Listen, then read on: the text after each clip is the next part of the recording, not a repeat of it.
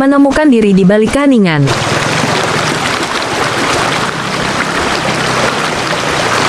Pernah nggak sih, kamu ngerasa kalau salat itu cuma jadi kayak rutinitas yang lewat gitu aja? Kita berdiri, rukuk, sujud, tapi pikiran kita malah lari ke kerjaan yang belum beres, cicilan yang nunggu dibayar, atau bahkan mikirin nanti mau makan apa. Badan kita ada di atas sajadah, tapi jiwa kita entah terbang kemana. Nah, hari ini kita bakal ngobrol pelan-pelan tentang sesuatu yang sering kita sebut tapi jarang kita rasain, khusyuk. Ternyata pintu masuk ke sana itu sederhana banget, tapi kita sering lupa kuncinya. Kuncinya adalah keheningan. Coba deh bayangin, dunia ini bising banget kan? Bukan cuma bising suara kendaraan atau notifikasi HP, tapi bising di dalam kepala kita sendiri.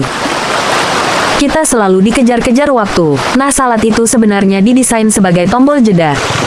Tapi masalahnya, kita seringkali bawa kebisingan dunia itu ke dalam salat kita. Khusyuk itu bukan berarti kamu nggak dengar suara apa-apa di sekitar kamu. Bukan, khusyuk itu adalah kondisi di mana pikiran, hati, dan tubuh kamu itu sinkron. Mereka ada di satu titik koordinat yang sama.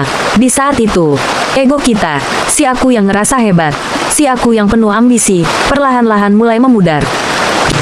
Kita mulai sadar kalau kita ini kecil banget di hadapan sang pemilik kehidupan.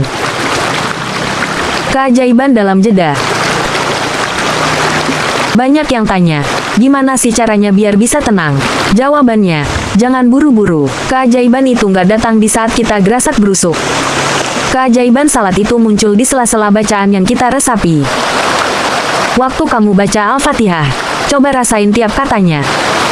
Waktu sujud, rasain kalau itu adalah posisi paling rendah sekaligus paling dekat kita dengan sumber ketenangan. Di situ ada semacam istirahat jiwa. Kalau selama ini kita ngerasa salat itu kewajiban yang melelahkan, mungkin kita belum hadir. Padahal, salat itu harusnya jadi tempat kita naruh semua beban, bukan malah nambah beban pikiran. Efeknya apa? Orang yang sudah merasakan keheningan di dalam salatnya, hidupnya bakal berubah. Dia gak gampang panik kalau ada masalah. Karakter dia jadi lebih lembut.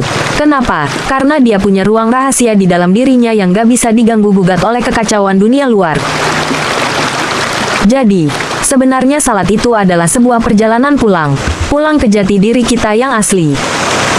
Di dalam keheningan itu, kita gak perlu lagi pakai topeng. Kita gak perlu terlihat kuat. Kita jujur serendah-rendahnya.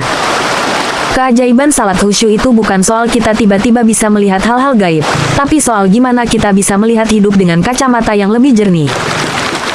Kita jadi lebih bersyukur, lebih tenang, dan yang paling penting, kita ngerasa gak pernah sendirian. Coba deh, di salat berikutnya, kasih diri kamu waktu tambahan 1 atau 2 menit aja. Jangan langsung berdiri setelah salam. Duduk sebentar, nikmati sisa-sisa keheningan itu, karena disitulah, di titik nol itu, kamu bakal nemuin kekuatan yang sebenarnya. Dunia mungkin berisik, tapi hatimu berhak untuk tenang.